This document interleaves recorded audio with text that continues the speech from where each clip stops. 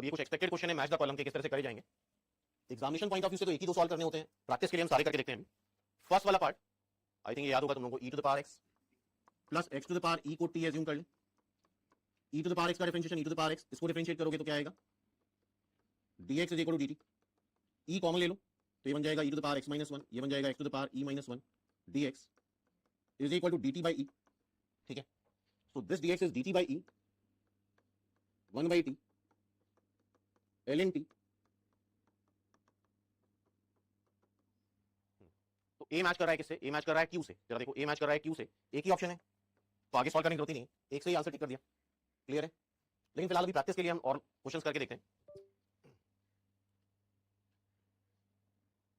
Second वाला part देखो, हमें ये फॉर्मूला पता होना चाहिए, a to the power log x base a क्या आता है, x आता है। ओके, दिस इज x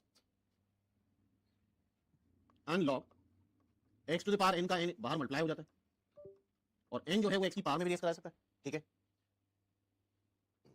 तो अकॉर्डिंग टू दिस जरा ध्यान से देखना, ये जो x है वो a की पावर में रेस करा रहे हैं हम लोग, करते चलो साथ में। और कैलकुलस में log का बेस ना दिया जाए तो उसको e एज्यूम कर लो, और a to the power log x base से क्या आता है, x आता है। ठीक है, तो अकॉर्डिंग टू दिस ये क्या आ जाएगा, ये a to the power x आ जाएगा into e to the power x dx। तो क्या इसको तुम a e to the power x लिख सकते हो dx, and we should know कि a to the power x का इंटीग्रल आता है a to the power x upon log a base e। तो बताओ जरा, a to the power x a e to the power x constant to the power variable है, तो ये आ जाएगा अपॉन आएगा log a e बेस में e। ठीक है, सो b मैच कर रहा है r से, और ऑब्वियसली b r से ही मैच कर सकता था बिकॉज a और e सिर्फ b में ही आ रहा है। एग्जामिनेशन पॉइंट ऑफ व्यू से अगर देखो तो a और e कहां पे आ रहा है, सिर्फ r में आ रहा है, तो a b मैच कर रहा है r से, ये भी सही है। नेक्स्ट देखते हैं, अब यहां पे हमें पता होना चाहिए x to the power x का डिफरेंशिएशन क्या आता है।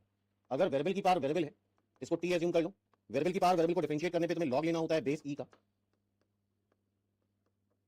बेस e का log मतलब ln t, और log की प्रॉपर्टी से क्या हो जाएगा ln x। जरा डिफरेंशिएट करते हैं इसको, ये क्या आ जाएगा 1 by t dt by dx, यहां बाईपास लगा दो, ln x का क्या होता है 1 बाई x, फिर ln x कांस्टेंट लिया, x का क्या हो जाएगा 1, तो this is 1 plus ln x dt by dx t 1 plus ln x, t हो जाएगा x to the power x 1 plus ln x। तो x to the power x का डिफरेंशिएशन क्या आता है, x to the power x 1 plus ln x। इतना note करो। अब ये बताओ, integration is the reverse process of differentiation. अगर x to the power x का डिफरेंशिएशन आ रहा है x to the power x 1 plus ln x,